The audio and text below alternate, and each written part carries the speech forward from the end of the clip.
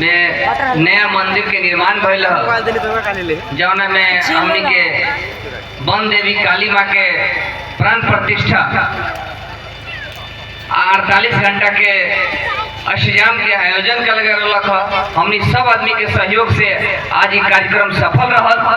एमे स्थानीय लोग के साथ साथ बाहर के भी लोग के अहम योगदान रहा जौना से आज ये कार्यक्रम बेहतर भइल।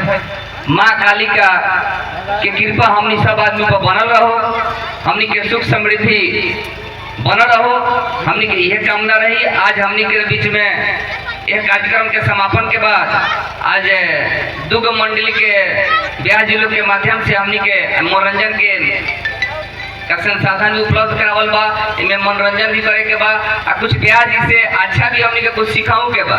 हो सकता बात बात में कुछ हमनी के ब्याह जी लोग से कुछ गलत भी निकल जाए तो ओकरा के एजा छोड़ देवे के बा। तो हमारा आग्रह बा कि जो आज भक्तिमय माहौल रख ये बीच में सांस्कृतिक कार्यक्रम के आयोजन कर गए बा। इनमें हमनी के शांतिपूर्ण तरीका से माता बहन भाई बंधु सब लोग सुने आ एकरा के उत्साह पूर्वक आयोजन के सफल बनावे। यही वाणी के साथ अपना वाणी के विराम देता नहीं।